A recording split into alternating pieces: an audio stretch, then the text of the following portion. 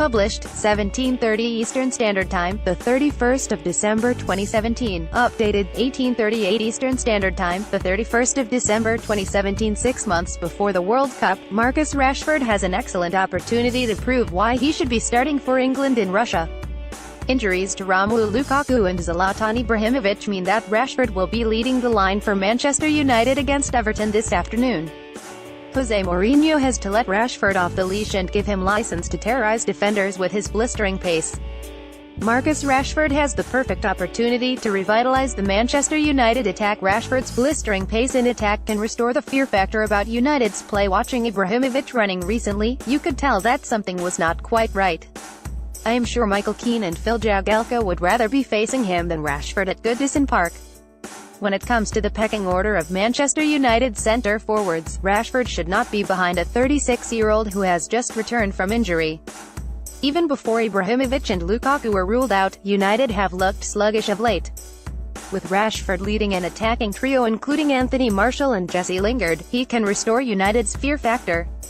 Romelu Lukaku's injury comes at a bad time for United, who have looked sluggish of late. Zlatan Ibrahimovic has also looked out of sorts in attack for United since his return. It reminds me of when Rashford first burst onto the scene under Louis van Gaal. United were in a slump, but Rashford injected some much-needed excitement. If he does the same in the weeks ahead, Rashford will seriously improve his World Cup credentials. So far, Harry Kane and Raheem Sterling are ahead of him in terms of who will start England's opening World Cup match against Tunisia. Now is the time for Rashford to remind Gareth Southgate of his immense ability. Jose Mourinho must unleash Rashford and trust him to restore United's fear factor in attack. If Liverpool are signing Virgil van Dijk for £75 million, then what does that make Harry Kane worth? With Kane, you are buying the best number 9 in the world, and any club would have to pay at least £150 million for him. Beyond Cristiano Ronaldo, Lionel Messi and Neymar, there is no better player in world football right now. As a striker, Kane is every bit as good, if not better, than Robert Lewandowski, as his outstanding record of 56 goals in 2017 proves. Transfer fees are relative.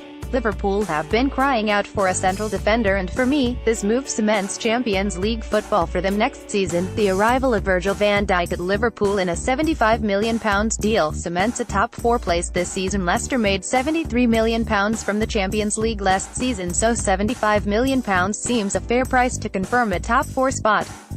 I wrote at the start of the season that Van Dijk is the heir to Vincent Kompany as the Premier League's best centre-back.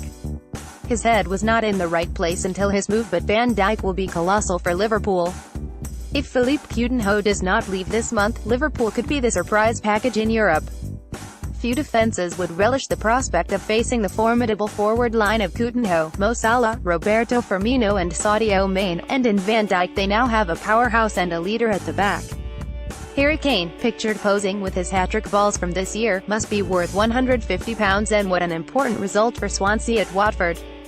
When they were 1-0 down they looked cut adrift, but this victory gives them real hope. They need improvements, but there is no use buying mercenaries with relegation clauses. Swansea should use Carlos Carvalhal's knowledge of the Championship to sign some gems. Those players will be proud to play for Swansea and will seize their chance to prove themselves in the Premier League. If they do not beat the drop, they will still be well equipped for a promotion push next season.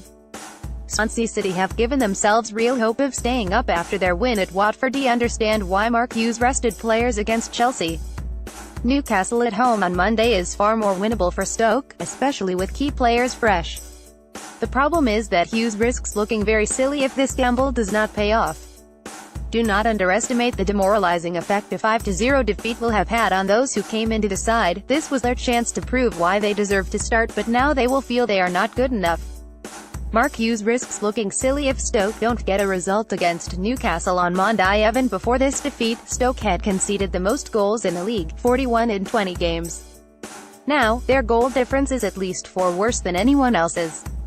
With the table so tight at the bottom, that could be crucial come the end of the season. It places immense pressure on the likes of Joe Allen, Xherdan Shaqiri and Maxim Choupo-Moting to do the business on Monday. With Stoke having drawn with Huddersfield on Boxing Day, only victory will suffice.